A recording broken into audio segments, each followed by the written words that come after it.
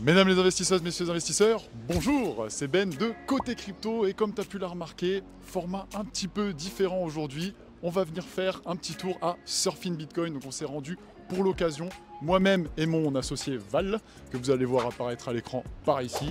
Peut-être là ou ici. Et du coup, on va se rendre justement à Surfing Bitcoin. Et là, ça va nous permettre d'en apprendre beaucoup plus sur Bitcoin, d'aller un petit peu plus loin pour gagner en compétences et pouvoir du coup aussi rencontrer de nombreux intervenants parce que tu t'en doutes, il y a plein de petits projets qui se bâtissent soit sur l'univers de Bitcoin, soit sur de la crypto en général. Et du coup, on va pouvoir te partager tout ça directement dans un vlog. Donc, format un petit peu différent, tu l'as compris. Comme tu peux le voir, le temps est pas forcément au bon rendez-vous. Bon, ça reste le sud, il fait chaud. On peut être en polo, en t-shirt, on est bien. Dans tous les cas, n'hésite pas à liker, t'abonner, partager et activer la petite cloche pour activer les notifications et pour ne louper aucune des vidéos. Tu peux bien sûr aussi me retrouver comme d'habitude sur les différents réseaux sociaux tels que Instagram où je partage pas mal d'actu tous les jours, plein d'astuces, plein de petites recommandations, mais aussi sur X et aussi sur TikTok. Bien sûr, tout ce que tu vas entendre là n'est pas un conseil en investissement, il faut que tu prennes tes propres décisions en faisant tes propres recherches. Est-ce que le Bitcoin c'est l'avenir? Est-ce qu'il va atteindre plus d'1 million de dollars? On va peut-être le découvrir pendant cet événement. Mais avant tout, jingle!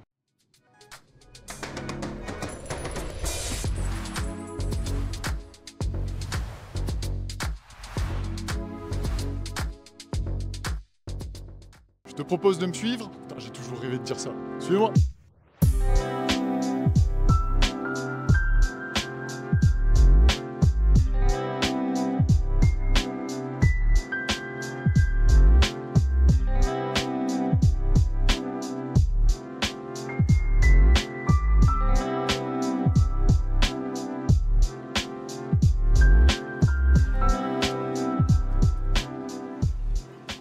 Et ça se passe bien sûr au casino de Biarritz, un lieu emblématique juste devant la mer, la plage, le surf. C'est aussi ça qui fait la beauté de cette place. Et puis on va aller se voir, il y a une sorte de petit van full Bitcoin, magnifique. Et là, en l'occurrence, je suis avec du coup Crypto Robino, un acteur français aussi du coup de la crypto, plutôt orienté sur le BTC. Ça tombe bien, on est à Surfing Bitcoin. Et du coup, on va pouvoir en profiter pour échanger un petit peu plus. Salut Ben, salut Côté Crypto, enchanté de faire ta connaissance, même si on se connaissait un petit peu déjà. On s'est rencontrés IRL, c'est vrai. Ouais. Et tu fais aussi partie de BTC Undead à ce qui paraît. Tout à fait. On s'était croisé déjà à un autre événement dans le passé, donc on avait pu échanger ensemble. Et du coup, Crypto Robino a pu lancer sa collection de NFT, sa collection de Ordinals BTC Undead. Est-ce que tu peux nous en dire un petit peu plus du coup à propos de cette collection un peu? Avec grand plaisir, du coup BTC Undead, tu peux le voir ici, c'est ce petit logo là, donc ça représente des petits crânes un petit peu funny, tu as différents traits, etc. Le but de cette collection, c'est que ça reste communautaire. Je suis assez proche de ma communauté en temps normal sur mes réseaux sociaux, sur YouTube, tout ça. Et c'est vrai que c'est ce que je préfère. J'avais pensé à faire un marketing agressif comme beaucoup de projets ordinals, NFT, mais ça me ressemblait vraiment pas. Et au final, mon but c'est juste de proposer une expérience un peu plus personnalisée sur Ordinals, t'aider à diversifier ton wallet, t'exposer intelligemment malgré que ce soit un écosystème assez novateur et du coup très risqué malgré tout. Et faire les bons choix. On essaye toujours de sortir en plus-value, bien évidemment, mais j'ai pas de boule de cristal non plus. Le but, c'est vraiment de t'aider à te positionner au mieux sur cet écosystème. Oui, voilà, donc un projet qui est quand même en accord avec tes valeurs et c'est pour ça que j'avais décidé de faire partie un petit peu de la communauté parce que plus que juste avoir un Ordinals, tu as aussi toute l'expérience justement de Crypto Robino sur l'écosystème. Donc c'est-à-dire les potentiels airdrops qui peuvent sortir, des petites occasions qu'on peut aller pêcher au jour le jour pour faire des beaux profits. Voilà, il y a plein de choses à faire et il y a toute une communauté aussi pour t'aider. C'est ça qui est plutôt pas mal. C'est exactement ça. Et puis il y a aussi le côté GameFi entre guillemets avec Satoria. Exact. Je suis assez lié à BTC Machine malgré tout, vu que c'est le premier projet que j'ai minté à l'époque. Forcément, il va y avoir des synergies, il y en a déjà qui commencent à apparaître avec nos petits logos dans le jeu pour ceux qui font partie de la guilde déjà.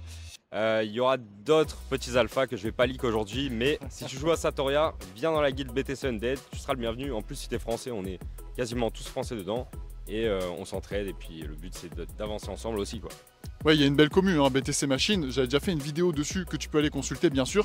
Voilà, ça permet vraiment. c'est Crypto Robino qui m'a permis de découvrir et bah, voilà, d'en profiter à la fois l'aspect jeu, spéculation, il y a plein de choses à faire. Du coup, j'ai aussi des petites questions un petit peu plus générales sur l'investissement crypto, etc. Comment tu as découvert la crypto? Comment tu y es rentré la première fois en 2-3 mots?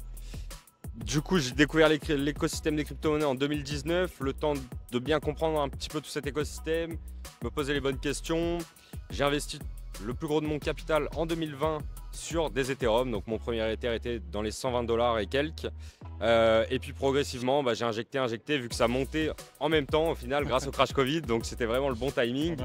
Malheureusement, bah, un premier bull run difficile de vendre aussi, donc j'ai pas sorti assez de liquidité par rapport à ce que je voulais de base et je me suis un petit peu retrouvé piégé par rapport à ça. Mais heureusement, maintenant, on essaye de ne pas reproduire ces erreurs-là, parce que par la suite, j'ai injecté aussi ces plus-values-là dans le marché NFT sur Ethereum. Mais bon, j'ai perdu plusieurs dizaines de milliers et je me suis dit, j'arrête totalement les NFT, les JPEG, c'est mort. Au final, j'ai découvert Ordinals quelques mois plus tard. Je me suis dit, bon, quand même essayer un petit peu. Et puis, j'ai eu la chance que ça fonctionne très bien avec BTC Machine, comme tu le sais aussi. Et du coup, c'est comme ça que j'en suis arrivé là où j'en suis. Et maintenant, je fais que du Ordinals. Ouais, c'est top. 100% Ordinals d'ailleurs. Vous pouvez le retrouver. Il fait pas mal de conférences. Bah parce que voilà, Ordinals c'est quelque chose de bien spécialisé dans l'écosystème déjà crypto qui est quand même assez poussé et pas accessible forcément à tout le monde. Donc c'est ça qui est pas mal. Et la fameuse question, une petite prédiction pour le Bitcoin sur ce cycle? Ouais, je vais pas être trop gourmand. Un 120 000, ça me paraît raisonnable. Après, peut-être que s'il n'y a pas de nouveaux scams à la FTX, Terra Luna comme on a pu connaître, peut-être que ça peut taper plus haut, mais 120 000, je me mouille pas trop, je pense, et puis ça reste raisonnable. Et Bitcoin à 1 million, t'y crois? Ouais, peut-être pour mes petits-enfants plus tard, mais... Pas de boule de cristal, comme d'hab. Hein. Et on est aussi en compagnie, du coup, d'Elliott EPF, qu'on peut retrouver sur les réseaux, qui a un petit projet à nous présenter aussi, assez sympathique. Et du coup, il va nous en parler tout de suite. C'est ça, donc le projet, c'est Frigom. Donc on va dire c'est francophone, même si la maison mère est basée en Bulgarie. Donc concrètement, Frigom, c'est le plus gros projet d'épines, je pense, qu'on va avoir sur les prochaines décennies. Qui va rester parce qu'on apporte une vraie plus-value. J'aime bien illustrer avec les routes de campagne. Si tu veux, aujourd'hui, Internet, c'est voilà, une route de campagne. Tu roules à 90, c'est galère, tu as des embouteillages, enfin bref, c'est à l'ancienne. Nous, on apporte l'autoroute sur Internet. Il faut comprendre que Internet, donc le TCP/IP, c'est un protocole de transmission de données. C'était créé dans les années 80. Principalement par deux personnes qui sont Louis Pouzin et John Day, donc c'est les deux initiateurs d'Internet. Et bien ils sont dans la team Frigom, donc on a les créateurs d'Internet dans notre team, donc ça apporte énormément de légitimité. Et ces personnes-là ont développé un nouveau protocole de transmission de données qui s'appelle RINA en 2008. Et jusqu'à maintenant, personne n'a réussi à le déployer. Il y a bien eu des tentatives à droite à gauche par des gouvernements, mais c'est très tech et très compliqué. Et du coup, nous, avec l'appui des créateurs d'Internet, eh bien, on arrive à déployer ce nouvel Internet, cette autoroute d'Internet qui va profiter à tout le Web 2 et tout le Web 3. Donc aujourd'hui, on parle crypto. Donc concrètement, sur les blockchains, on fait une vraie décentralisation, on accélère les transmissions de données et on réduit les coûts. Donc on résout clairement le trilemme des blockchains. Ok, ça marche. Et du coup, ce sera quoi? Ce sera une layer qui sera implémentée ou ça va se passer un petit peu comment? Très bonne question. On aime bien illustrer de layer -3 parce que ça n'existe pas. C'est un petit peu ça, si tu veux. Donc, on déploie des petits serveurs chez les particuliers. On pourrait même dire data center. Et avec ces petits data centers, eh bien, on héberge, on crée même un nouvel Internet. Donc, bon, je rentre pas dans le technique, mais c'est vraiment pour illustrer. Mais c'est de cette façon qu'on héberge les blockchains. En fait, tu deviens hébergeur de validateur de nœuds, du proof of stake du coup. Du coup, on est vraiment sous la couche d'Internet. Donc, on n'est pas un layer 1, layer 2 comme d'autres projets d'épines. On est vraiment en layer -3 et on host toutes les blockchains en proof of stake et même d'autres types de consensus. Ok, d'accord, donc ça peut, en ayant ce produit chez nous, on va dire, ça nous permet de participer justement à tout ce réseau, accélérer un petit peu toutes les transactions, permettre la décentralisation, et du coup il y a des récompenses à l'issue, je me doute? Ouais, complètement, donc d'un point de vue particulier, on va se déployer de manière localisée, principalement aux États-Unis sur 2025, là on déploie en Q1 2025, et en gros, toi, en tant que particulier, tu vas acheter ce petit serveur, et tu vas avoir des rewards tous les mois. Tu vas me demander les chiffres, mais du coup je peux pas les dire aujourd'hui. Mais si tu compares à tous les projets d'épines aujourd'hui, où tu arrives à être break-even si tu es en bull run au bout de peut-être 2-3 ans. Ok. Parce que c'est de la proof of cover, donc ça dépend de beaucoup de choses. Avec nous, clairement, en un an, tu as largement rentabilisé. Et même, il y a un système que quand tu achètes ton serveur, tu reçois la même somme en token. Enfin bref, ça va arriver et on va communiquer dessus bientôt. Ok, ça marche. Bah écoute, écoutez, pour retrouver justement Elliot et le projet Frigom, creusez un petit peu, il y a des choses potentiellement intéressantes. On est sur de la nouvelle tech, on est sur la crypto, sur la blockchain. Il y a des belles choses à venir. Et comme je sais que vous allez faire un petit peu de surf, on va se laisser ici. Et nous sommes avec Louis, qui est possiblement investisseur crypto. Il va nous en parler un peu, on va poser quelques petites questions. J'aimerais savoir du coup, qu'est-ce que tu fais un petit peu dans la vie? Donc moi je suis commercial dans une boîte de vélo électrique Ok. qui est basée dans la région. Et donc je suis aussi à mon temps libre investisseur crypto et un peu de trading aussi. Ok, ça marche. Donc investissement, crypto, tu as démarré un petit peu quand, comment? J'ai démarré l'été dernier, en août, c'est un pote qui m'en avait parlé. Ok. Et donc du coup je vais commencer à me renseigner et je me suis lancé en septembre.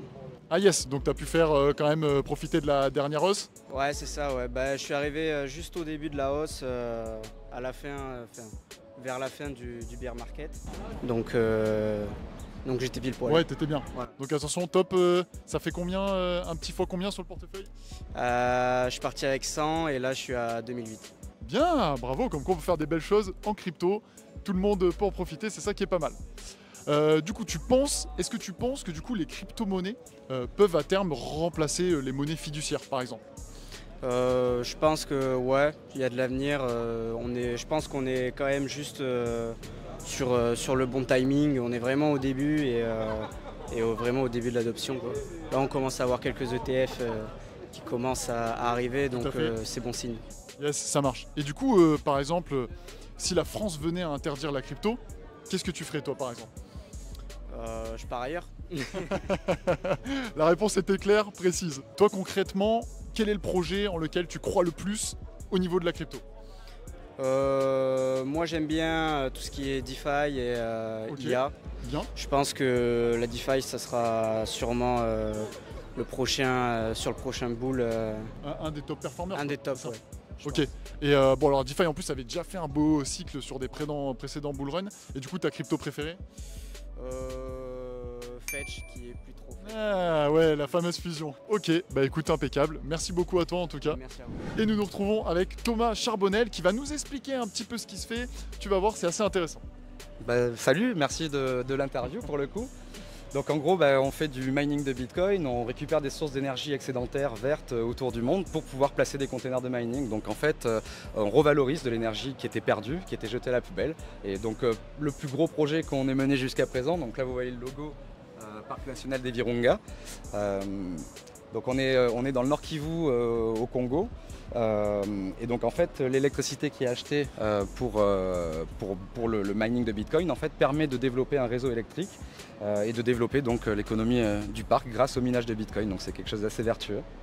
Ok, intéressant. Et du coup, sur des énergies vertes, vous en avez fait plusieurs de différentes jusque-là? Alors l'hydroélectricité c'est ce qui reste le plus efficient en fait Ok. pour l'instant. Le solaire la nuit les gens sont couchés et si on veut tourner la nuit il faut des batteries, batteries qui sont un peu polluantes. Ouais. Et comme on travaille sur du green, c'est clair que voilà, ça fait pas trop sens. Donc aujourd'hui on est exclusivement sur de l'hydroélectricité. Il y a en projet du flare gaz. Donc en gros quand on creuse pour forer pour obtenir du pétrole, on a des poches de méthane et le méthane il n'y a pas plus polluant pour l'atmosphère. Donc la meilleure solution que l'humain ait trouvée jusqu'à présent c'est de mettre des torchères. Donc on voit toujours sur les sites d'extraction pétrolière cette flamme. Mais quand le vent souffle dessus, il y a une grande partie du méthane qui se barre dans l'atmosphère et donc du coup qui pollue. Donc l'idée c'est de canaliser ce gaz, de le nettoyer et en fait de mettre des générateurs qui marchent au gaz pour justement exploiter ce gaz qui était brûlé et donc revaloriser encore une fois une source d'énergie qui était perdue. Ok. Toujours dans cette Bah, démarche. Très beau, hein, franchement, c'est du coup un projet qui allie à la fois blockchain, crypto, minage et un sujet qui est quand même beaucoup d'actualité, tout ce qui est écologie, réutilisation des énergies qui peuvent être perdues, donc en plus on n'en fait rien, donc c'est vraiment un beau projet et il y a de l'avance. Ça va encore plus loin que ça, parce que dans la réflexion de l'énergie perdue, comment valoriser quelque chose qui était waste, les machines de minage produisent énormément de chaleur. Oui. Et j'ai un ami qui m'a fait goûter donc, il y a 2 ans du cuir de fruits. Donc en fait on fait sécher des fruits dans un déshydrateur à autour de 50-60 degrés. Et le truc, c'est qu'un jour, en bossant derrière les containers, là où la chaleur expulsée est la plus forte, je me suis dit, mais en fait, le déshydrateur, il est là, il tourne 24/24, 7 sur 7. Pourquoi on ne montrait pas une confiserie pour sécher des fruits, faire des bonbons 100% bio, sans sucre ajouté, grâce à la chaleur de minage qui était perdue. Et donc, le projet est en cours, donc ça s'appelle Crypto Sweet. J'espère que l'an prochain, vous pourrez goûter ces bonbons. Et voilà, et ça se développe. Ah ouais, donc La récupération d'énergie encore perdue, la chaleur, enfin voilà, tout se suit. ok, donc en plus de faire ça de façon verte, on se régale. Bon bah j'ai envie de dire quoi de mieux. Ouais, c'est génial. Maintenant qu'on a fait le tour des personnes qui ont différents projets très sympathiques à nous proposer, bah on va en profiter pour rentrer, voir ce qui se passe un peu à l'intérieur parce qu'il y a aussi des super choses et une super vue. Et ça y est, on est à l'intérieur. On va aller se diriger direct vers les stands. Il y a même une petite boutique de merch et ça c'est assez sympathique. Pour avoir un petit souvenir ou quoi que ce soit, il y a de quoi faire. Comme tu peux le voir, c'est organisé là avec plusieurs différents stands, avec du coup chacun un projet différent lié à la blockchain, à Bitcoin et à l'écosystème crypto. Et on va aller voir ça ensemble. On se retrouve devant le stand de Champions Tactics.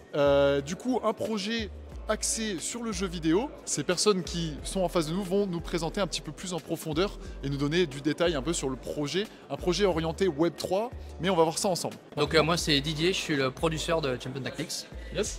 Et donc ça fait 2 ans qu'on travaille sur ce projet au sein d'Ubisoft, du coup avec mon collègue.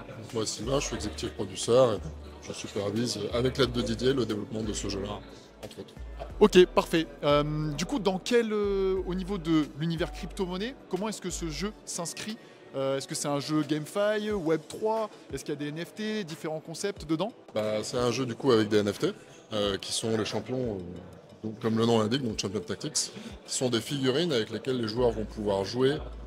C'est un jeu complètement PvP et ils vont aussi pouvoir les échanger entre eux, en fait, de la nature des figurines qui sont donc des NFT.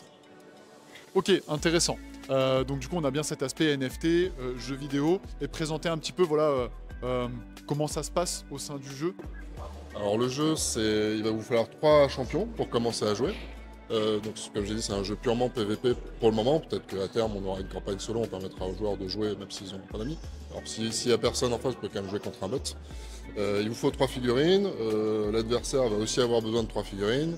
Une partie, comment ça se déroule? Au début de la partie, il y a une phase qu'on appelle la draft, où chaque joueur va devoir sélectionner quelle figurine il a envie de jouer face à l'autre adversaire.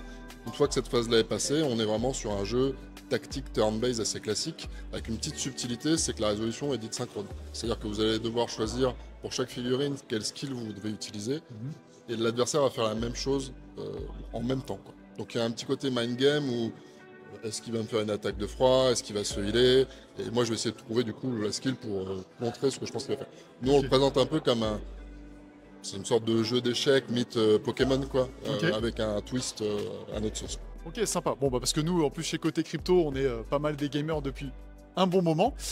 Du coup, est-ce qu'on peut déjà y jouer? On a fait une petite partie là, peut-être en avant-première ou pas. Est-ce qu'on peut déjà commencer à y jouer? Est-ce qu'il y a une date de sortie un peu prévue, quelque chose comme ça?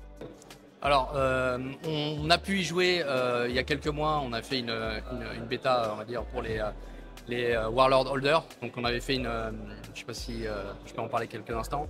Oui. On avait filé en fait on a minté des NFT sur Ethereum il y a quelques mois. Et donc ça permettait, donc on a dit aux joueurs, si vous avez récupéré ça, vous allez pouvoir venir jouer en avant-première au jeu. C'est ça, donc on a fait ça.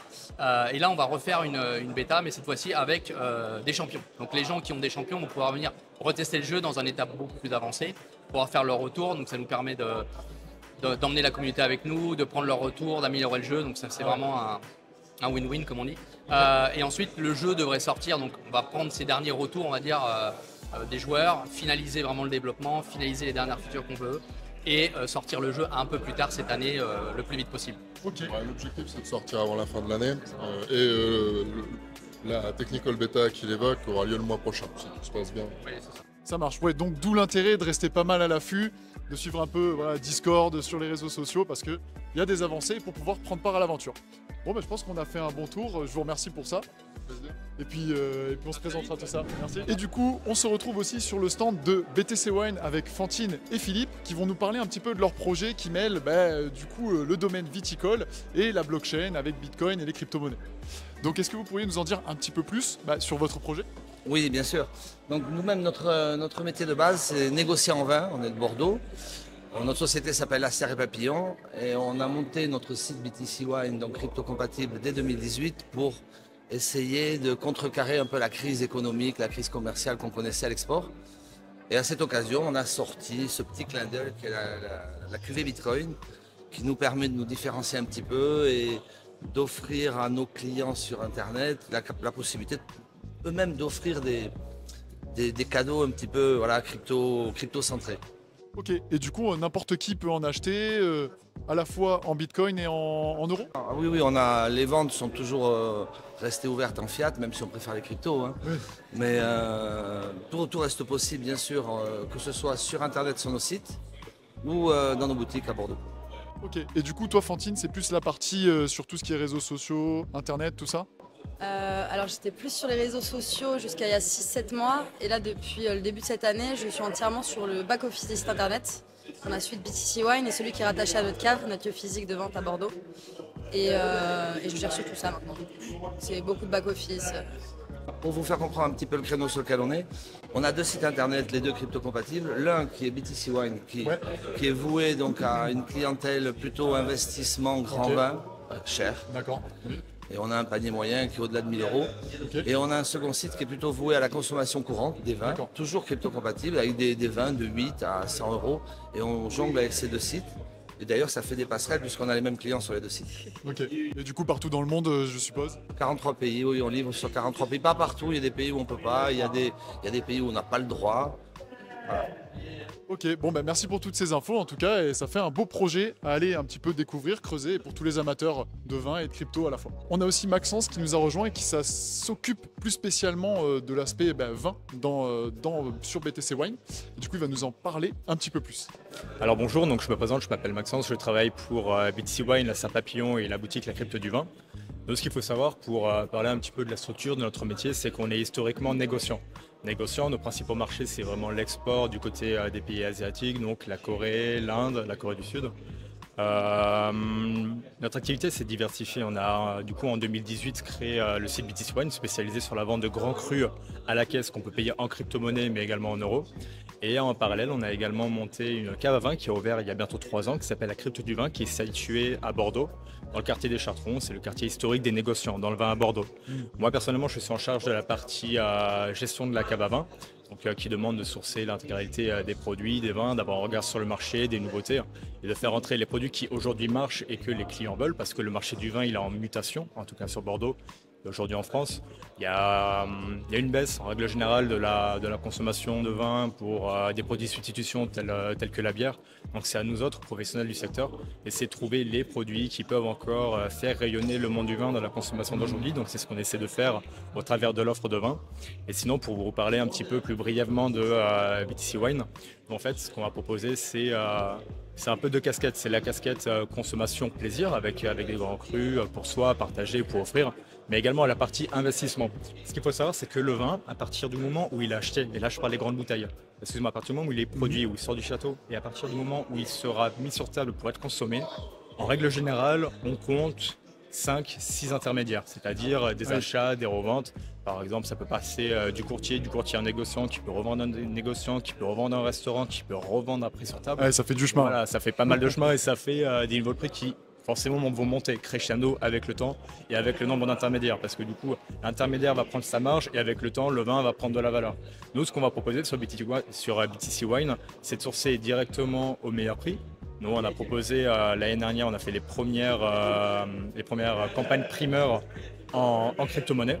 Donc à Bordeaux, le système des primeurs, c'est d'acheter le vin avant même la fin de sa production. Donc il est encore en production, il est en phase d'élevage.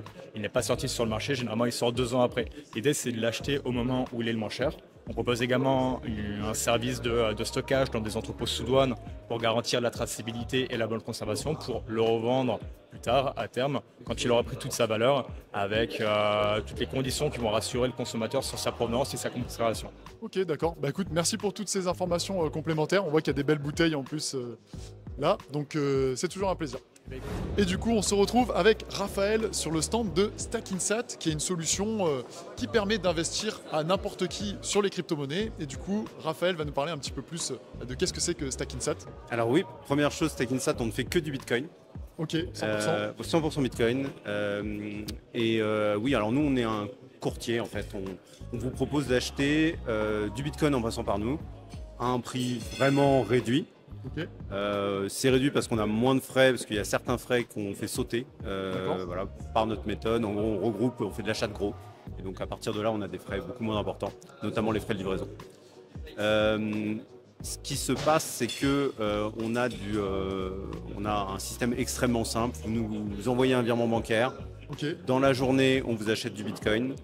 On convertit l'argent en Bitcoin et on vous donne un prix qui est un prix de la journée en fonction des jours au moment où on exécute l'opération. Donc on ne garantit pas forcément un prix au moment où vous fixe, mais c'est un des prix de la journée au mieux de ce qu'on peut faire. En fait, c'est vraiment en fonction du moment où on l'exécute. Et du coup, une petite question, ce montant en Bitcoin, où est-ce qu'on le reçoit sur un portefeuille? Est-ce que si on est un petit peu avancé en finance décentralisée, ça peut être directement sur une ledger ou sur un MetaMask, une adresse comme ça? Oui, on favorise la livraison directe, c'est-à-dire que vous nous donnez une adresse Bitcoin, on vous livre à cet endroit-là, enfin à cette adresse-là. Après, si vous voulez, il y a aussi une option de conservation. Mais c'est au choix, en fonction souvent de si vous êtes expérimenté, oui, vous allez aller sur de la livraison directe. Si vous êtes peut-être beaucoup plus débutant, la conservation c'est peut-être plus simple dans un premier temps, puis après vous pourrez toujours passer sur de la livraison quand vous aurez votre wallet, quand vous aurez votre clé, etc. Enfin, c'est beaucoup plus simple. On s'adresse vraiment à tout public. On a vraiment des solutions qui sont très simples pour monsieur, madame, tout le monde qui connaît rien à Bitcoin et qui a envie de se lancer. Et évidemment, pour les gens un peu plus experts, on est à Surfin ici, on est journée expert. Il y a beaucoup de nos clients, beaucoup de personnes qui sont clients. Nous, on organise Surfin, donc on est vraiment en plus 100% organisateur de Surfin. Et on essaye de démocratiser Bitcoin auprès du grand public. Parce que voilà, en plus c'est ça, il y avait la journée hier gratuite, on va dire tout public. Puis bon, il y a plein de Bitcoiners quand même qui viennent ici. Donc une solution pour rentrer facilement, on va dire, dans le Bitcoin, peut-être débutant comme confirmé. Exactement. En fait, si vous êtes confirmé, nous, on n'est pas une solution de trading. C'est-à-dire qu'on ne va pas aller vous permettre de faire de vendre 2 ou 3 fois dans la journée. On est vraiment pour ceux qui sont holders, qui veulent conserver du Bitcoin et épargner.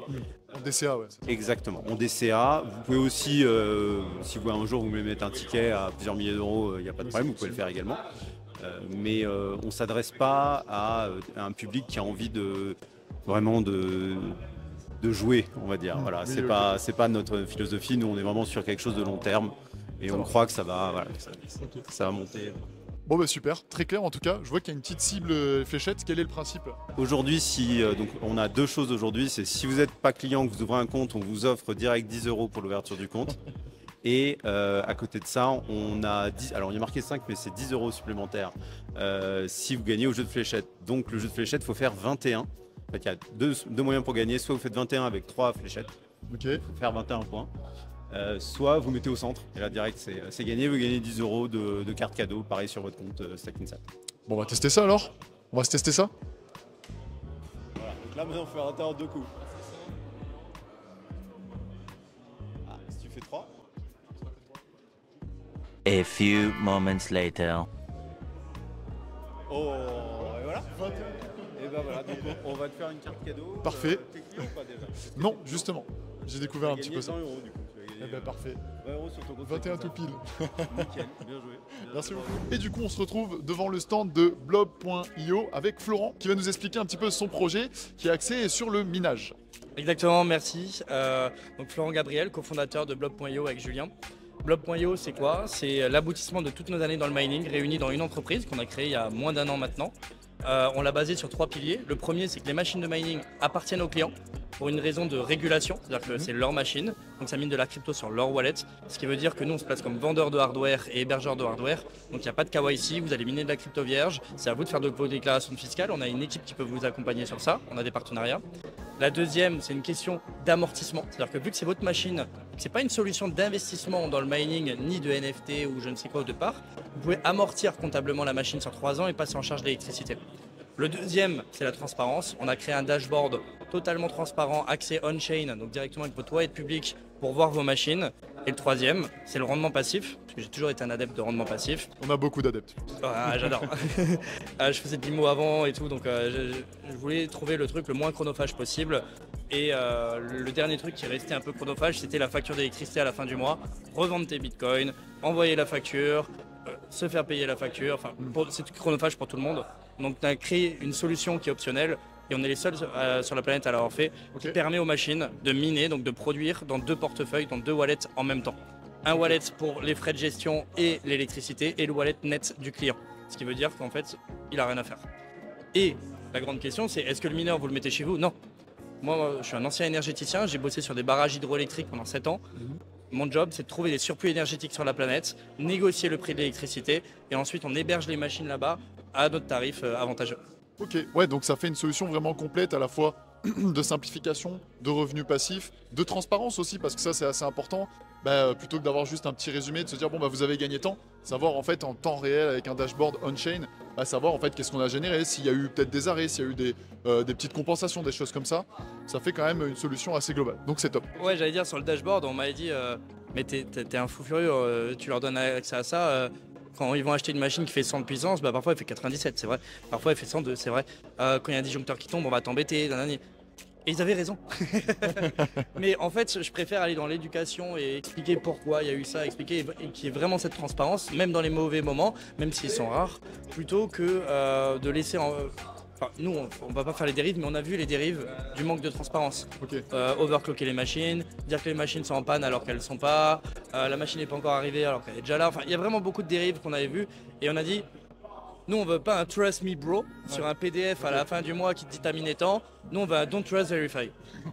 Ouais, c'est toujours mieux et c'est quand même ce que normalement l'univers de la blockchain permet. Et je vois que tu as aussi 2 petites belles jarres pour illustrer un peu tout ça. Ouais, en fait compte, c'est vraiment une métaphore. C'est-à-dire que là, c'est de la crypto achetée. Donc, si vous l'achetez sur un exchange, vous allez devoir donner votre passeport, votre coloscopie, vous allez être traqué complètement. La crypto, elle est sale, comme on peut le voir, parce que elle a été mixée, on ne sait pas d'où elle vient, etc. Alors qu'en fait, quand vous minez votre crypto-monnaie, c'est de la crypto qui est vierge, qui est transparente, elle n'a jamais été passée dans un mixeur, elle vient d'arriver en fait. Donc, c'est de la crypto qui est complètement pure. Ça marche. Bon, assez sympa l'illustration. En tout cas, merci beaucoup pour ces explications. Je pense que ça éclaircit un petit peu tout ce que peut faire Blob et apporter une nouvelle solution. Merci beaucoup. Merci. On va aussi en profiter pour faire un petit récap des conférences qu'on a pu voir au travers des différents jours. Parce que là, on a interrogé différents acteurs, différentes personnes qui font partie de l'écosystème. Et du coup, le but aussi, c'est de parler un petit peu du contenu qu'on a pu voir au travers des différentes conférences. Par exemple, sur le premier jour, du coup, c'était une demi-journée qui était une demi-journée gratuite, donc vraiment accessible à tout le monde et qui permettait d'un peu montrer qu'est-ce que c'était que Bitcoin, qu'est-ce qu'on pouvait faire avec, etc., etc. Donc, premièrement, ça a commencé par une introduction avec un film que l'on a vu en avant-première et qui va sortir sur Canal+, qui s'appelle Crypto-monnaie, mon incroyable odyssée, et du coup qui raconte en fait comment un trader, donc c'est quand même très axé avec une mentalité trading plutôt qu'investisseur, on va dire général dans les crypto-monnaies, est rentré dans cet écosystème. Il a pu interroger les plus grands acteurs, ça c'était assez fabuleux, comme Vitalik Buterin, Changpeng Zhao, le PDG de Binance, etc., etc. Et du coup ça permet d'avoir un bel aperçu global de qu'est-ce que c'est que Bitcoin, mais aussi les différentes crypto-monnaies, comment ça marche, les gains qu'on peut faire, les pertes qu'on peut faire aussi dessus. Donc c'était vraiment sympathique. Et ensuite, ça a enchaîné avec plusieurs conférences. Une toute première qui permettait de sensibiliser les personnes qui connaissent pas forcément l'univers des crypto-monnaies aux différentes arnaques et de pas se faire avoir par ce mirage des gains rapides et du coup d'avoir une grosse sensibilisation sur ça.